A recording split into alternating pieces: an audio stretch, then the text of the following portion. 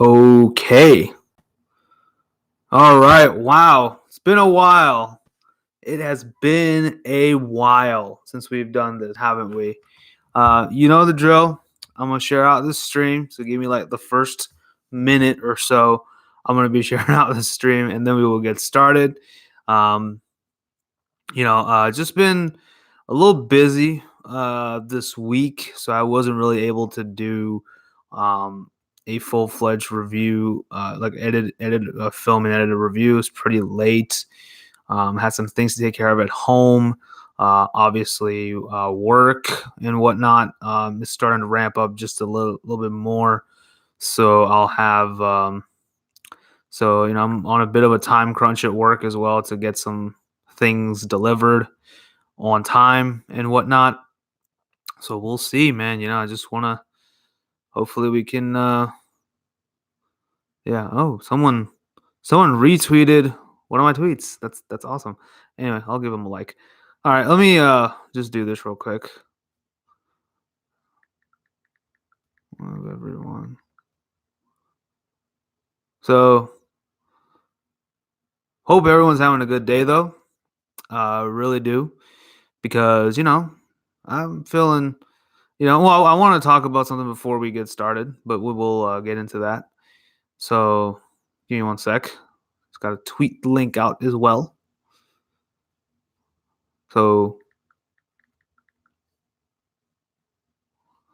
and just yeah, we'll just do that. Whoever joins the stream. I know I see two people already on the stream. Welcome to welcome to a live streaming after a very long time. So this is pretty interesting.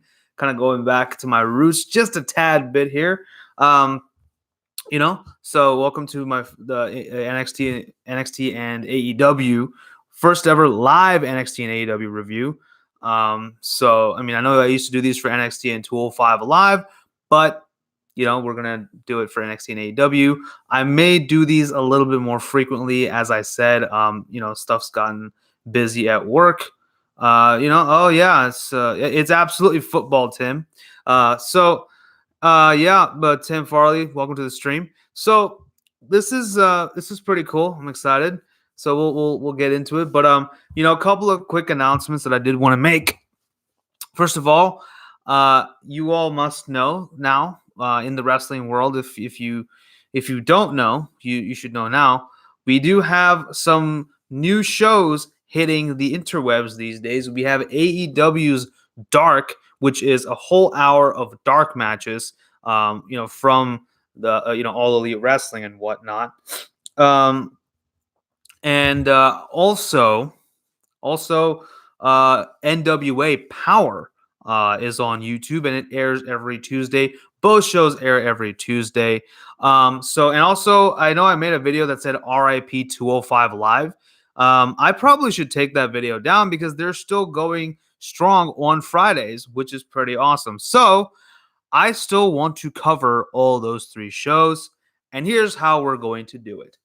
I will be reviewing all three of these shows, but I'm not going to do it alone because the Armbar Nerds are going to come back for this. So myself, Tim Farley, John Kearns, Armbar Audio. As you all know, Armbar Nerds is a joint collaboration between the two of us. The three of us, actually. And, this, we're going to do AEW Dark.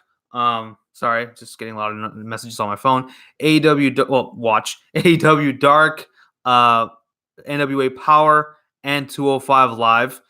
If 205 Live goes off air, we'll probably just switch to NXT UK. Tim, I hope you're okay with that.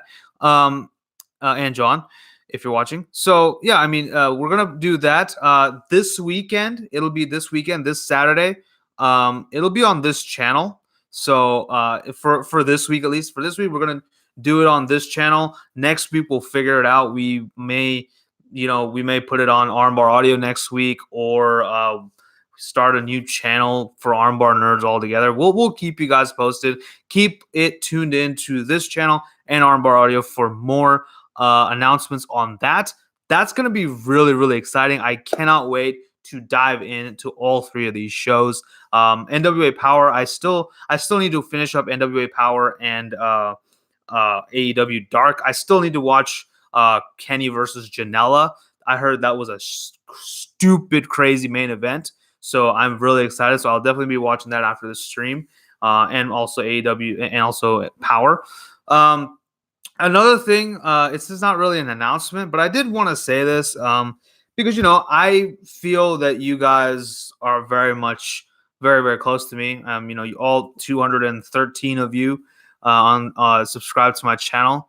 I do feel very very close, and I want to keep that kind of transparency with you guys. So I told you guys a lot about stuff going on at work, stuff going on with me. A lot of I'm also doing the Full Gear Challenge. I hope you can see some results. I don't know. I definitely can see some of my clothes fitting a lot better. So that's there. But I guess look at the guns. Okay, you know what? I'm never gonna do that I'm not gonna do that again until I'm like actually super ripped.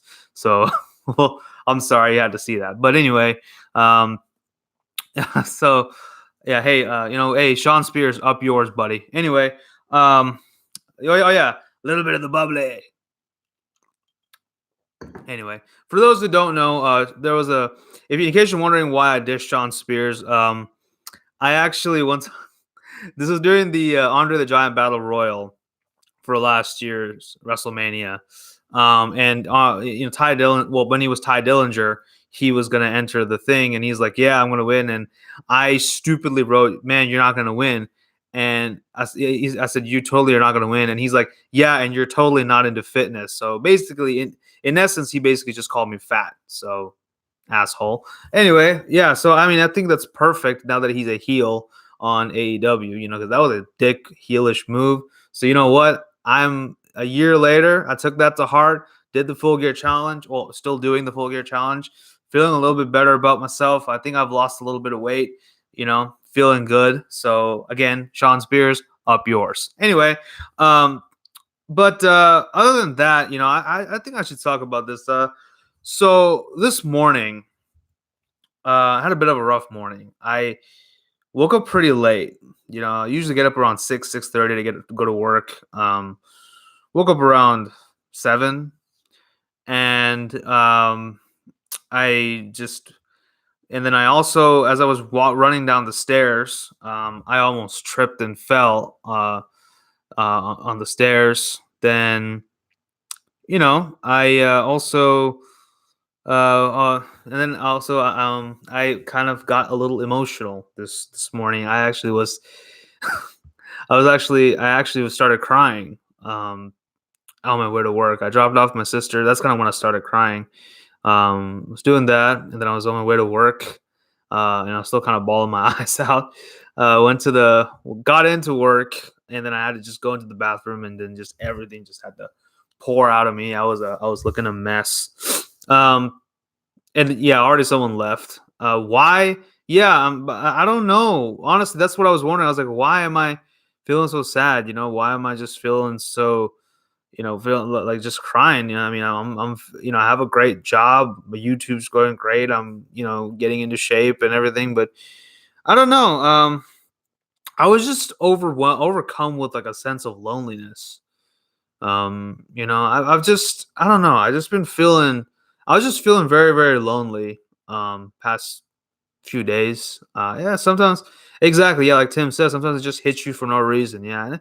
Yeah, I don't know, man. I've just been very lonely. A lot of you know that I'm single. I'm 27 years old, and I've been single for all this time. I've actually never had a girlfriend before.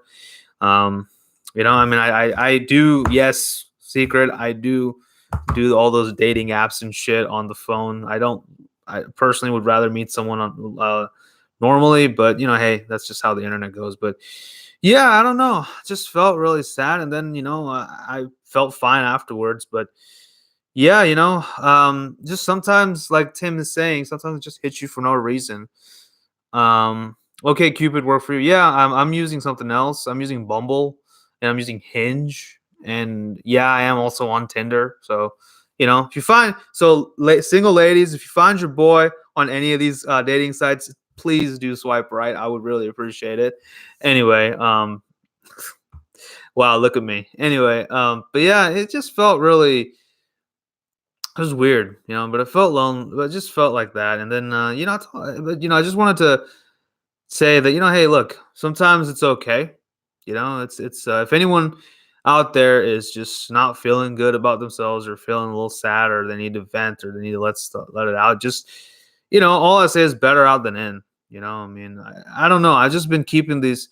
It's just weird because I don't. I just there are just certain situations where I've just felt yeah, very lonely. And it's not just because I don't have a girlfriend. It's just because I just felt lonely. I um felt completely cut off from this world, and just wish there was someone there to reach out and be like, hey man, are you okay? Wish that was there. But hey, it is what it is. But I just want to know, we're all human and these things happen. So if you are ever feeling down, and someone already left the chat because I'm not talking about wrestling, but yeah, if you're ever feeling down, if you're ever feeling depressed or ever feeling sad, just know that it's normal and it happens. So yeah, and I guess I'm there for you, whatever. And I'm not trying to say that I had depression or anything because I know that there are people who do go through depression. They actually do have, they do. I don't ever want to cheapen what they're going through by saying that I went through depression. So, but yeah, I mean, I just wanted. I don't know why I wanted to share that. I just had to tell somebody, so I thought I'd just tell you guys. Yeah, that I cried this today for 30 minutes. I just bawled my eyes out. So that was fun. But anyway, um yeah, so I'm going to go ahead and stop being so sappy.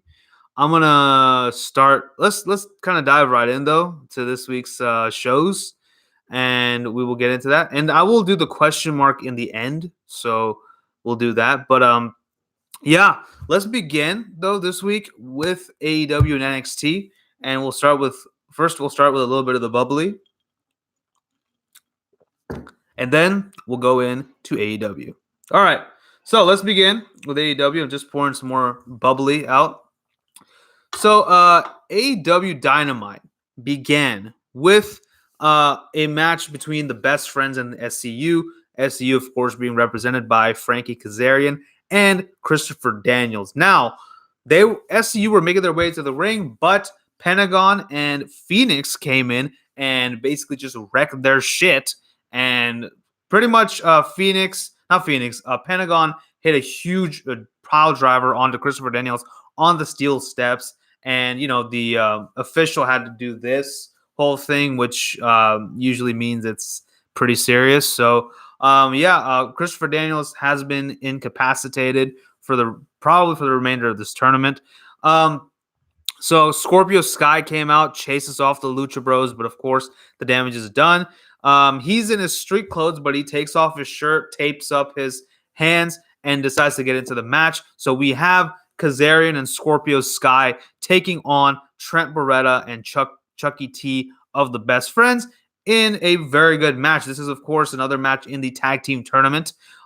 Good stuff here. I thought all the action was just amazing. I felt like, with the Best Friends playing a little bit more of the heelish characters here was really good stuff. I like how when it's a babyface versus babyface team, I like how one of the babyface teams decides to just bite the bullet and say, okay, you know what?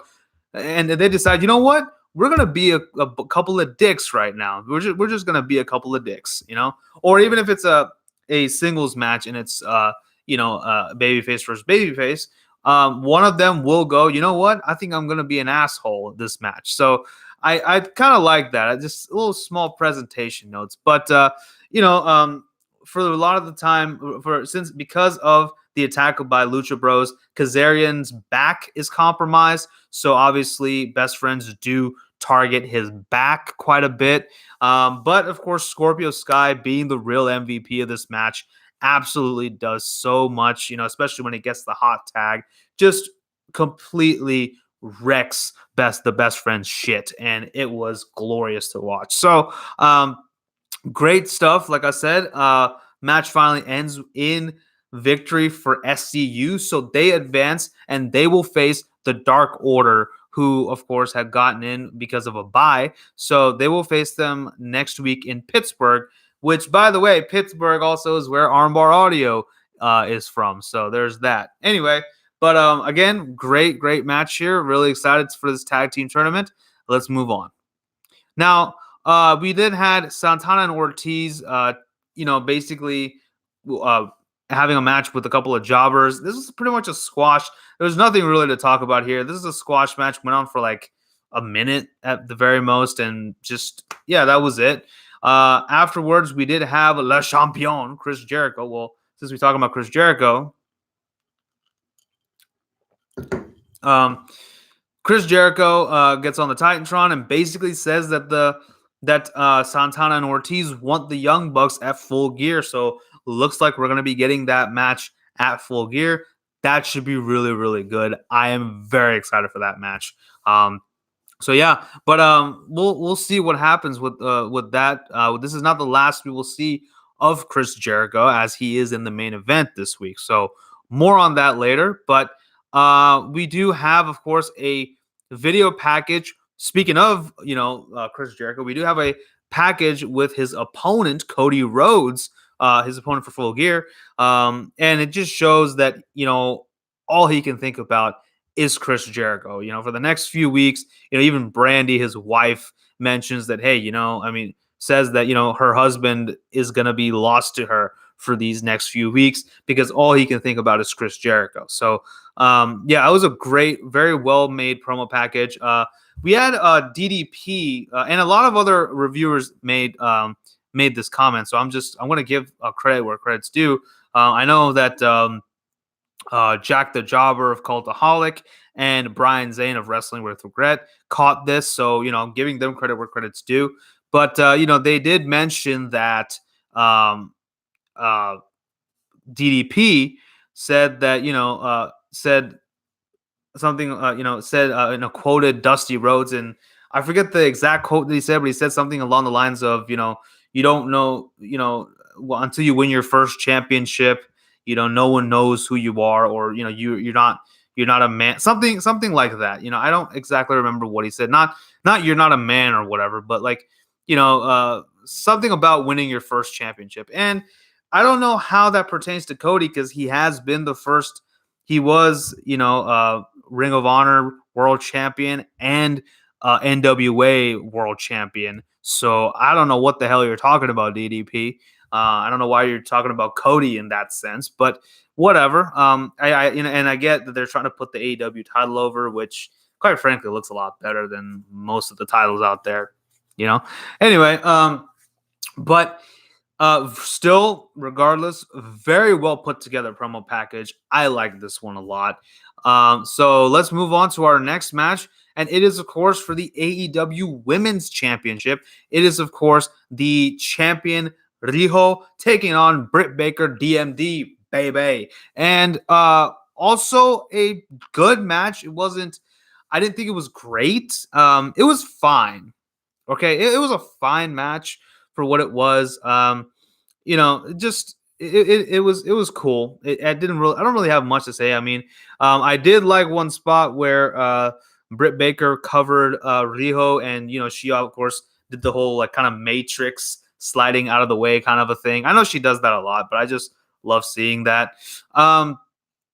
It was good. It was fine for what it was. The match did finally end when Britt Baker does have the lockjaw onto Riho, which is her combination of the Rings of Saturn plus Mandible Claw that she's been using now, and I think that's a very apt move for her, as she is a dentist, and lockjaw, and putting her hand in your mouth. I'd let her do that to me. I don't care. Anyway, I'm sorry. But this was, and then this was countered by Riho, and she did roll up Britt Baker to retain the belt. Next week, they did advertise that Britt Baker was going to come to her own home state of Pittsburgh, or home city of Pittsburgh. So, she returns to Britsburg. I don't know what she's going to talk about there. I think this is going to be more build up to the between the feud between her and B Priestley. I'm smelling a match between those two at Full Gear. That just makes sense. So yeah, I mean, but decent match. Didn't really care much for it here. I do wish it was a little bit better, frankly. But um, with that, let's move on. We get another tag team tournament first round match. The Lucha Bros taking on Marco Stunt and Jungle Boy of the Jurassic Express. It's supposed to be Jungle Boy and Luchasaurus, but Luchasaurus is injured and he will be out of the tournament. So Marco Stunt is taking his place. I see a lot of crap on the internet, especially on Twitter, about Marco Stunt. I don't understand what the problem is. I think he's fine. Um, he's good. I like him. I don't get the whole thing. I mean, people are like, "Oh, he sucks." What are you talking about? I don't know what the hell you're talking about. Like, all I saw was a dude having fun in the ring. I mean, how does that constitute as sucking? Okay, yeah, is he as experienced as Jungle Boy or anybody else? No, but he's learning. He's doing a good job, and I see that this guy cares about this sport, and I see that he has a lot of passion for it. So what's the point? What's the problem? I don't get it. So yeah, I don't get this whole. I don't get why people are hating on Jungle Boy or not Jungle Boy, Marco Stunt. I mean, he's fine for what I think it is. I mean, yeah, he's super small, and there are, he and between him and Hornswoggle, I don't know who gets more short jokes. So I don't know, but anyway, so yeah, I mean, this was a good match too. I did kind of like this one a lot. Not a lot. I liked it. I liked this match. I have to say, there was a faulty referee call here. There was a spot where not Pentagon, Phoenix, he was not even on the apron. He was like on standing, on in the corner by the turnbuckle, and there was a tag made by Pentagon. He wasn't even outside of the ring. He wasn't even on the ropes. Why? How could you tag him if he's not outside the ropes? That made no sense to me. But I mean, couple of hiccups here and there. And there were a few other ref calls that I'll probably get into. There were some more in the main event that I'll just get into, and even in the next match that I'm going to talk about. But yeah, this didn't make sense. I don't know what's going on with the refs. Are they drinking a little bit of the bubbly? Is Chris Jericho just spiking their, I don't know, their waters or whatever they drink in catering? Did Chris Jericho spike their Gatorade with a little bit of the bubbly? I think the Mexicans are not used to tagging. Yeah, okay. I mean, but still, it's just, you have to let them know that this is a tag. It's a tag team match. I mean, unfortunately, it's not a Texas Tornado match, which would be awesome. I would love to see that. We don't get enough of those these days, man. Texas Tornado matches. Anyway, but yeah, that makes I get that they're not used to tagging. That's fine, but I mean, come on. It's like one of the most basic referee calls, but whatever. It's what it is. It's no big deal. I mean, kind of a big deal, but regardless, still a fine match. That's all I gotta say. It was a good match. Lucha Bros do finally win, and they're going to face Private Party. So that should be Lucha Bros versus Private Party. Should be a barn burner. Hopefully, I think that's happening next week or the week after. I'm not sure, but it should be really, really good. I am very, very excited. Now, let's get to my favorite match of the night. That would be Jon Moxley and Pac taking on Kenny Omega and Adam Page. Holy shit, this was a great match. I loved it. What's going on, DJ Storms? Everybody, hide your kids, hide your wife. DJ Storms is in the building. This was a great match. Oh my God, I love this. absolutely everything that I wanted. I loved, the tensions brewing between Pac and John Moxley. Even in the beginning, there were CZW chants, and Moxley did the butterfly hugs. It was so cool, and it was just great. I loved seeing it. Yeah, I mean, no worries, dude. Yeah, I know college does that to you. College will do that, but it's all gonna be worth it. So study, okay? Study, kids. It's good for you. My God. Anyway, yeah, everything's fine. Everything's all is well. DJ, hope everything's good with you, my friend. Um, it is what it is. But yeah, college. I've been there, done that. And when you finally get that little piece of paper, everything is going to be great. Just it's all going to be worth it. When you get that little piece of paper that you can put in a beautiful little frame. I'm just kidding. Okay, no, do college, study, do what you got to do, man. But anyway, yeah, because school is more important. Okay, see, even though I'm a YouTuber, I'm still gonna say school is more important. So stay in school, kids. Anyway, but yeah, fantastic match here. I was salivating at the mouth watching this. Actually, my sister was watching this. Matter of fact, my family actually sometimes do watch Dynamite with me. Like even on the first episode of Dynamite, my entire family was watching it with me just to see what the hell this is all about. So yeah, I mean it was pretty cool. It's just good to see, welcome my family into my world. That was cool. Anyway, yeah, just absolutely balls to the wall action here. Just great stuff. This is exactly what I wanted in this match. We did finally get some sort of altercation between Kenny and Mox in the ring. Kind of a little bit of a taste of what's to come at Full Gear. I'm excited for this match at Full Gear as well. Pac and Hangman continuing their rivalry. All good stuff there. I loved it.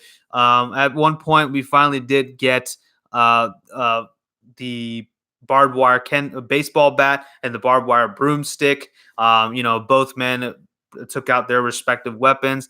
And then the referee was like, was trying to say, hey, you can't do that. And Moxley just stared at him, and the referee just got the hell out of Dodge. I was like, what the hell, dude? You're the referee of this match. What are you doing? You're supposed to you were doing your job.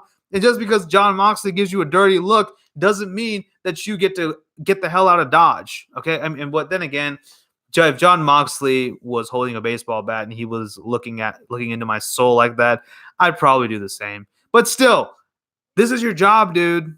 Okay. Like, what are you doing? Anyway. Yeah, again, Chris Jericho spiked their Gatorades, I'm pretty sure. So anyway, with a little bit of the bubbly. Oh, I feel good. Anyway, but yeah, but then Pac finally was actually the voice of reason this time. He threw out the barbed wire weapons. He was looking at Moxley doing this to him. It's like, use your head. Like DJ Storms says, use your head, right? Yeah, he was like, use your head, man, or use your head, that was offensive. I'm sorry. But yeah, like he's like, yeah, he basically is trying to protect his own win-loss record and trying to say, hey, look, like it's gonna be tainted if you do this. But Moxley was having none of it, and he gave him the two-bird special, aka double middle fingers, and hit the paradigm shift on Pac and just got out of there. He's like, F this, I'm done. And he left. And it was just pretty much easy pickings from there. Kenny Omega hits a V-trigger. Page hits a buckshot lariat. Kenny then hits his... I don't know if it was the Kotaro Crusher, but hits that one kind of like a sit-out power bomb kind of a move. And Page follows it up with a moonsault. 1, 2, 3. Page and Omega win. Good to see that these two got this victory here. Because both of them have been eating some losses as of late. A lot of people are saying that they're burying Kenny Omega. No, they're not. There's this thing called long-term booking. If you only watch Raw and SmackDown, you wouldn't know what that is. So I don't blame you. But yeah, in AEW, they have this thing called long-term booking. that's when you have a storyline that's going on for a long period of time, and it actually has a credible payoff. Now, um, if you are just, but if you're too busy and all you're doing is just watching Bobby Lashley and Lana making pornos every week on Monday Night Raw, then you would not know what long-term booking is. So I suggest you go check out AEW, and you will know what long-term booking is. Anyway, so I haven't eaten dinner yet. That's why I'm a little pissed. So anyway, but yeah, good to see Pac and not Pac, Paige and Omega getting wins here. I think they did definitely deserve a win. I don't know if that means that Pac and Omega are going to eat a loss in their respective matches. We will see. But for now, let's go on to the main event. The main event, of course, was Le Champion, Chris Jericho, the AEW World Champion, taking on Darby Allin for the AEW Championship. It's a title match. It's a Philadelphia street fight. Darby Allin comes out in his skateboard. He has champ written all over like the right side or whatever side of his body he face paints. He has champ written all over it. It's actually pretty cool, kind of badass, honestly. I really wish Darby Allin would just come out with a skateboard every time. Like, I don't know why he's only now starting to use it. I wish he was using it from the beginning. Maybe he was. Maybe I missed it. Let me know in the chat. But anyway, it was fun stuff. It was a good match.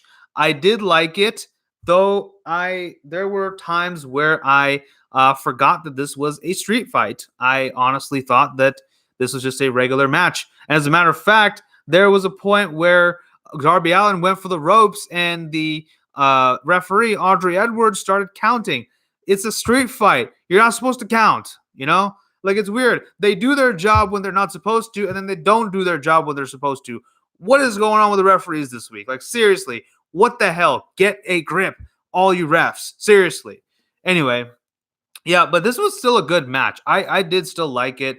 We did have a kendo stick out there. We had a steel chair. At one point, Chris Jericho tied Darby Allin's hands to his back like he was handcuffed, and just started beating the piss out of him. But Darby Allin was very resilient, and he fought back even with his hands tied behind his back. He even hit a suicide or a tope con hilo or con hilo, I don't know how you say it, from the top rope with his hands tied behind his back onto Chris Jericho to the outside. That was actually really, really cool. I loved it. So, but Darby Allin is going, but the match does end when Darby Allin goes onto the top rope, is about to hit the coffin drop, but Jake Hager comes in and ruins it all. Of course, yes, we have to remember this is a Philadelphia street fight, in case you forgot. This basically allows Chris Jericho to lock in the walls, and Darby Allin does a verbal submission because, of course, he can't tap because his hands are tied. And Chris Jericho does retain. Afterwards, the rest of the inner circle come out, and they all celebrate with a little bit. Well, actually, no, not even a little bit of the bubbly. They celebrate with quite a bit of the bubbly. I think they have enough of the bubbly that you could honestly fill a swimming pool with said bubbly. So, yeah, that was there. But, yeah, that's how AEW ended. So yeah, that's how we ended. So good match overall. Wish there was a little bit more brutality because it is a Philadelphia street fight, and I kind of forgot that it was a street fight. So I kind of wish that there was a little bit more. Like I wasn't expecting like kind of like the Cracker Barrel match that you're at All Out between Alan Janela and Havoc, but a little bit more weaponry. I mean, honestly, hell, there was a "We want tables" chant, and no one pulled out a table. So, I mean, that sucked. But but it was still fine because it still made Darby Allin look like a damn star, and that was awesome. I really like Darby Allin. I'm really, really, he's really growing on me, and I'm really can't wait to see what he does next. I do hope that they introduce a mid-card title on AEW. And, I would not mind someone like Darby Allin becoming that champion. So, Yeah, but excuse me. For now, that's where we end AEW this week. So let's jump right in to NXT. And that began with the returning Tommaso Ciampa, Daddy's home. He takes on Angel Garza in a pretty decent match. Tommaso Ciampa has not missed a step. He is a baby face now, I guess, which is interesting, but I'm still glad they're kind of keeping his kind of more badass kind of a persona. So that's cool. I like that. Between John Moxley and Tommaso Ciampa, I feel like they're gonna be kind of like this generation's version of Stone Cold Steve Austin. And the thing, see, here's the thing. I like the fact that they're not trying to engineer a new Stone Cold Steve Austin with Moxley and Ciampa, but they're just organically becoming like that. So that's pretty awesome. That's how you're supposed to do it. You can't force these things on people. You have to let it be organically done. Okay. So anyway, this was a fine match. Of course, Angel Garza does the whole ripping his pants off, ladies. Yeah, that was good. That was fine, I guess. I mean, he's also a reason why I don't have a girlfriend. Anyway, but this yeah, it was fine for what it was. Champa did completely disrespect Angel Garza in this. He even took his rip off tights and like stomped on it. That was pretty funny. I actually kind of like that. Still showing that he is not all up there in he all there up here, So yeah, that was fine. But anyway, the match finally ended when Tommaso Ciampa hits a draped over DDT, which he calls Willow's Bell, I believe. Isn't that what it's called, right? Let me just check that real quick. Let me just write. That's what it's called, right? It's called it's called yeah, Willow's Bell. It's called the Willow's Bell. So that was good. After the match, we did have the Undisputed Era surrounding Tommaso Ciampa. Ciampa brings out his crutch and a steel chair, sits down with the crutch ready to go. But Kyle O'Reilly goes up to Mauro Ranallo and throws a flash drive at him and says, "Take a look at that, buddy," or something like along those lines. And after commercial break, we see what was on the flash drive. It was the All of Undisputed Era, and they had laid waste to Velveteen Dream in an effort to send a message to Tommaso Ciampa and Finn Balor, actually. So that was fine. That was good stuff. I liked this whole build-up. I'm enjoying it. We'll see what happens later on because of this. Now, we had a match between Imperium and Oni Lorcan and Danny Burch, or the Brit and Brawlers. I'm just going to call them that for convenience sake. This actually was a really good match, a very underrated match, I would say. Probably the sleeper hit of the night. Just great stuff here. All four men. So, obviously representing Imperium were Marcel Bartel, however you say it, and Fabian Eichner. And just all four men. Very, very good technical wrestling here. Just, this is like an absolute clinic. If you have just to go watch this match, I would highly recommend it. This was just great stuff. I just thought it was amazing. So yeah, I mean, that was there. The match did finally end with Imperium winning. They did do a double team. I forget what it's called, but they did beat the Britam Brawlers, and that was that. It was a good match. I loved it. Go watch it if you haven't already. So up next we had Io Shirai taking on Kaden Carter, the Joshi Judas. They're still going with that. Okay then.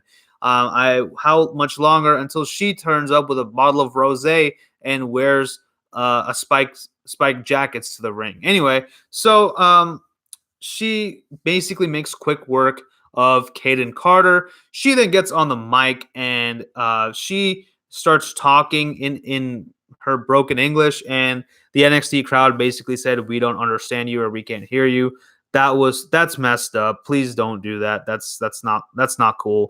It's hard enough that she's not able, that she comes from Japan. She moved all the way from Japan all the way to the United States to be here, and she's learning the language. So give some respect, And would it kill them though? Still, would it kill them to put subtitles on the damn thing? Because they do it for the Kabuki Warriors on SmackDown. Why can't they do it for Io Shirai? Let her just speak in Japanese and put some damn subtitles. It's not that hard, people. Anyway, yeah, but that was messed up, man. Come on, that's not cool. That is not cool at all. Imagine if you were in a foreign country, you didn't know the language, and you were just picking up words here and there, and all the locals made fun of you. How would you feel? Anyway, that was not cool, man. That was messed up. Okay. Anyway, but the promo here, she basically says that she wants Shayna Baszler. She says, I don't want not Bianca, not Rhea, but Shayna. I'm going to go for Shayna, whatever. Rhea Ripley interrupts. She says that she has Bianca Belair next week, but tells Io to keep her name out of her mouth, or she will have no problem putting her down or something like that. Drops the mic and leaves. Great promo by Rhea Ripley. I do wish she would say bitch after every promo. Honest to God, that would just be so awesome. Like, I know she'd probably become the Jesse Pinkman of NXT, but that's okay because, like, the way when she came in and she cut the promo on Shayna Baszler, and she said, you haven't beaten me, bitch. I was like, oh my God, this is awesome. Like, she should be one of those people who just gives 0 Fs. That's right. Yeah, Jesse Pinkman is great. I still need to watch El Camino. I want to see that. It's like, yeah. Anyway, yeah.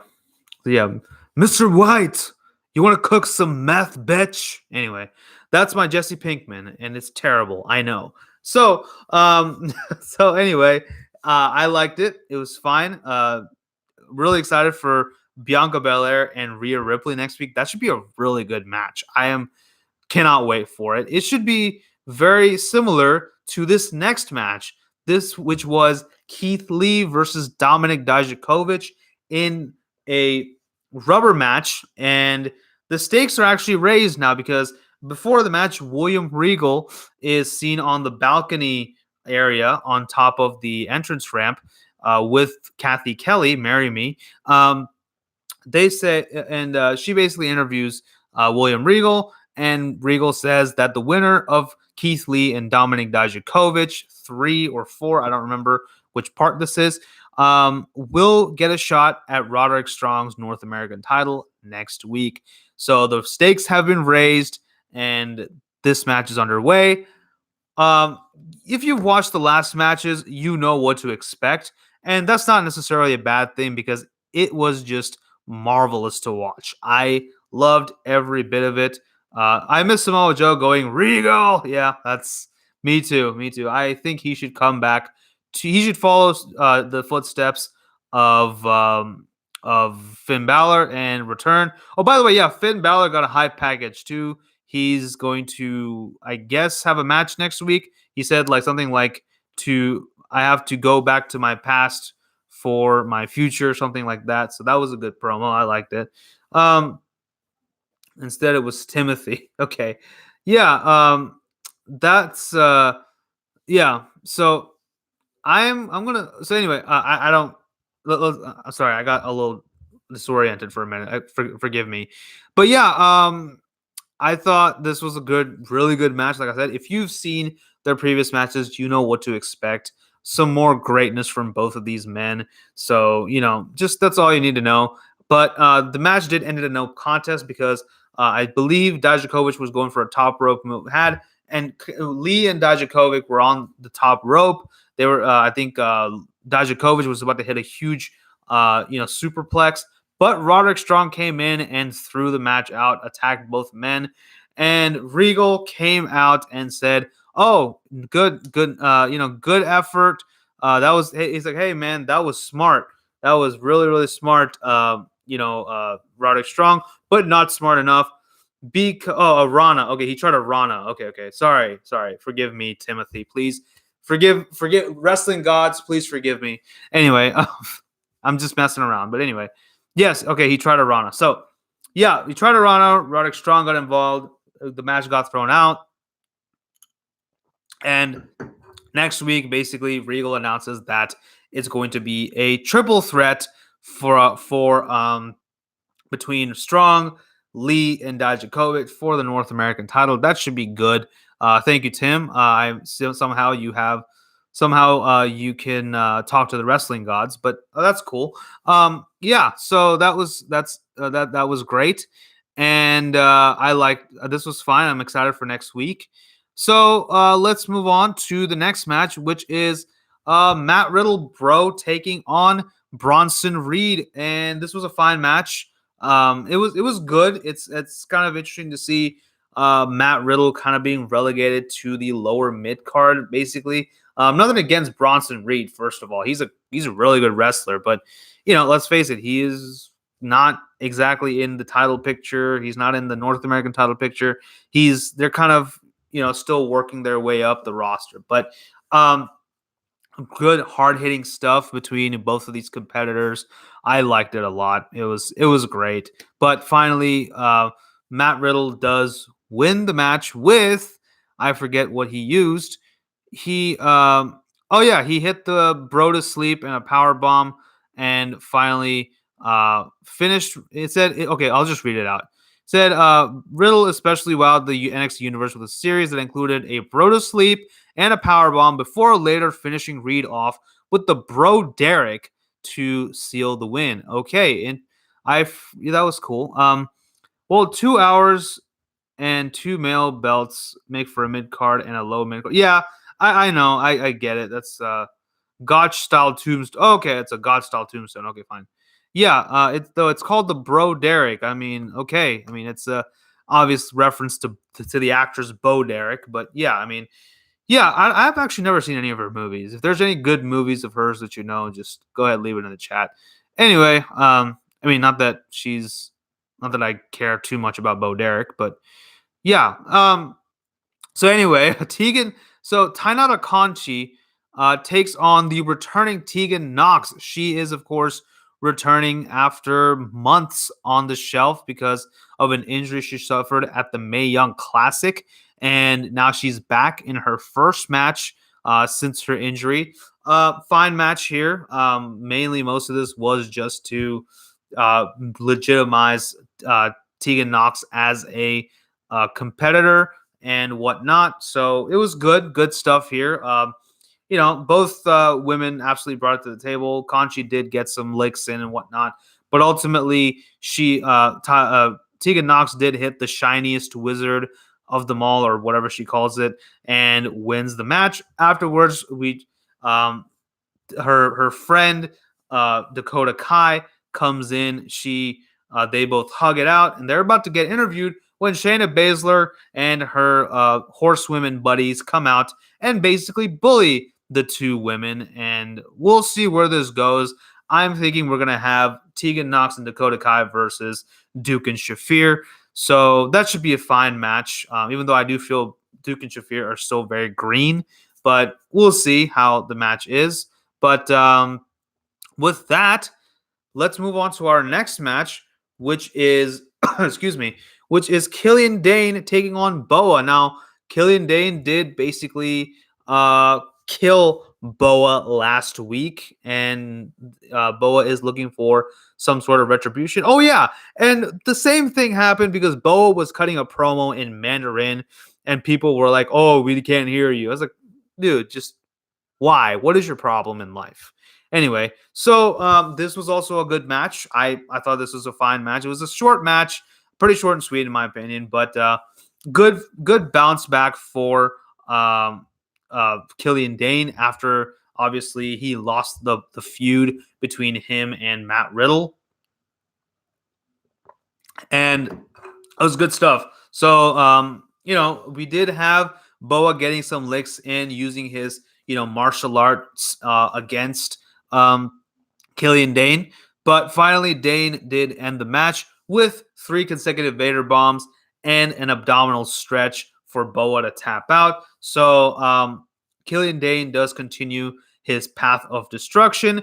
And this immediately goes into our main event, which is Pete Dunne taking on the Archer of Infamy, Damian Priest. While Pete Dunne is coming down the ramp, Killian Dane kind of gets in his face, and Pete Dunne just does the wishbones his fingers, and the refs are back there and they're trying to hold Killian Dane back as Pete Dunne is just making his way like nothing happened. Like I love Pete Dunne, man. That he's just so cool. I mean, I wish I was Pete Dunne. Like that's who I wish I was at times. Him or John Moxley. I wish I was. Yeah, I wish I was John Moxley. Like I wish I could grow a beard like John Moxley and maybe look good with a faded haircut. I don't know. Anyway, but yeah, he basically just acted like nothing happened and just came into the ring because obviously he's focused on Damian Priest. So this was actually a very good match. This was my match of the night for me on NXT. We had a lot of good action back and forth. Pete Dunne obviously targets the fingers of Damian Priest, and we had basically we had Pete Dunne basically doing the thing that Shayna Baszler does, where her opponent's hand is like this. I'm just getting in front of the mic, and it's like this, and she does the thing with her headband, takes it off, and stomps on it. Yeah, Pete Dunne did that like 3 times this time, so I was like, damn, dude, she basically. Damian Priest definitely did poke the bear, literally and figuratively, because Pete Dunne's logo is like a bear, so go for it. You get the point. So anyway, yeah, that was great, but the match finally ended when the referee was distracted and Priest hit a low blow and then hit the Reckoning to win the match. So continuing his theme of being infamous. That's good. He's shows, obviously establishing himself as a heel and as a legitimate force to be reckoned with, no pun intended, in the NXT roster. Now, I have seen Damian Priest work as Punishment Martinez. I'm not gonna lie, I like this a little bit better. I like Damian Priest a little bit better.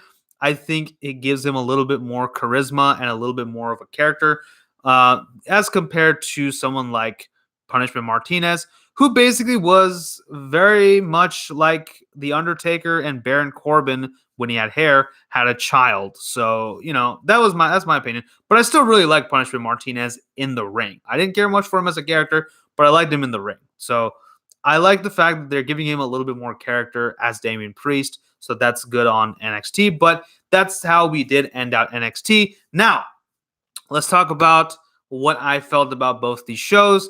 I thought that both these shows were pretty good this week, but I don't think there was anything spectacular about either AEW or NXT. What? You said AEW is not spectacular? How could you? Shut up. Okay?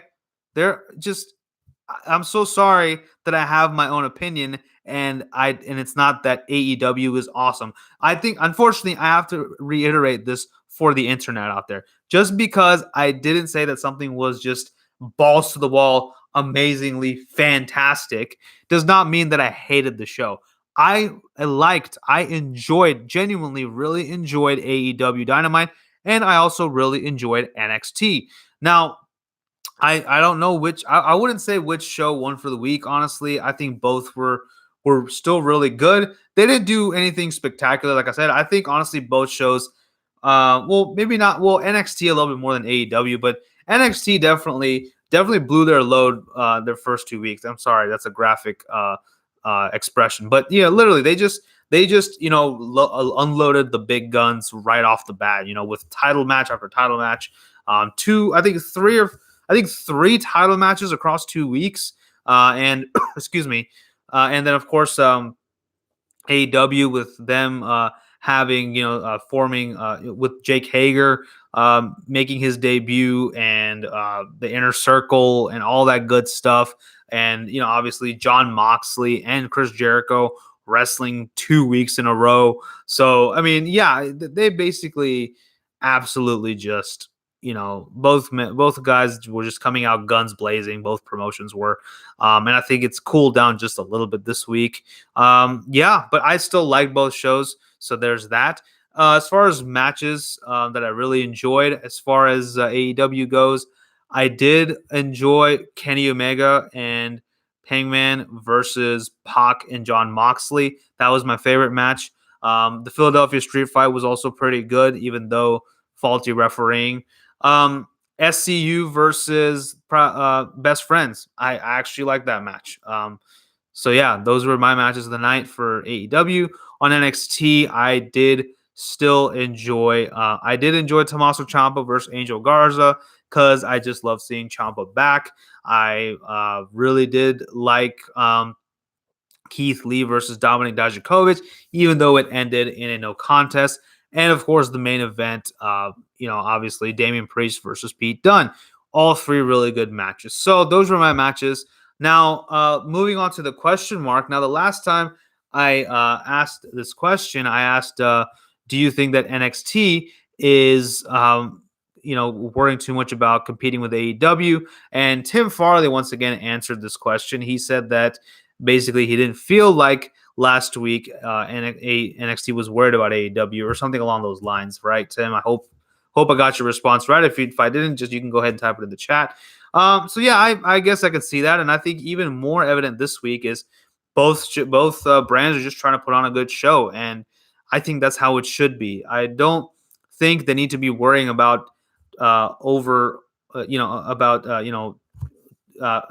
need to be worrying about trumping either show. You don't need to worry about. Just don't worry about the other person. Just worry about yourself. That's what I liked about that's what I like about NXT. I feel if anybody is trying to compete with AEW, it's Raw and SmackDown.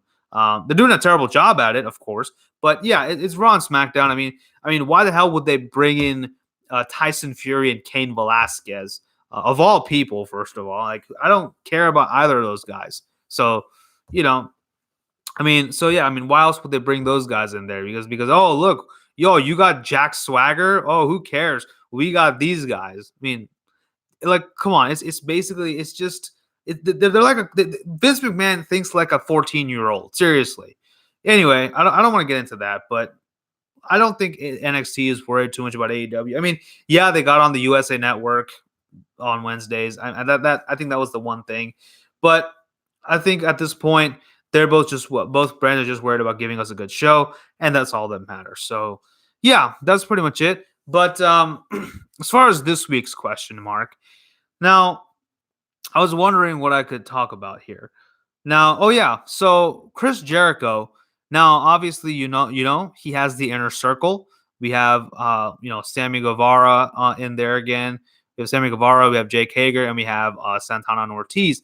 My question to you is, do you think that there should be a babyface faction to rival the inner circle, or do you think that would make it more like New Japan, where everybody and their mom is in a faction? From what I know, so let me know that either. I mean, if you want to type it in the chat, go ahead, type it in right now, or you can wait until this stream is over, it'll be over in about another minute or so. But yeah, the question is, should we have a faction to rival the inner circle? If so, who would you put it in? If not, why not? So let me know all that stuff. And that pretty much sums it up. That pretty much wraps it up here. That's all I got for you guys this week. Thank you so much for tuning in to this live stream. Be sure to tune in on Saturday when I go back live here again on the Nerdy Mark channel with Armbar Audio as part of Armbar Nerds. We talk about AEW Dark, NWA Power, and 205 Live. So you don't want to miss it. I'm going to go eat dinner, and then I'm going to go watch Dark and Power. So we'll talk to you guys on Saturday. But until then, thank you all for watching. Don't forget to like, share, subscribe. Thank you for your support. Love you all very much. This is Sid signing off. Y'all take care. Bye-bye. And have yourself a little bit of the bubbly while you're at it.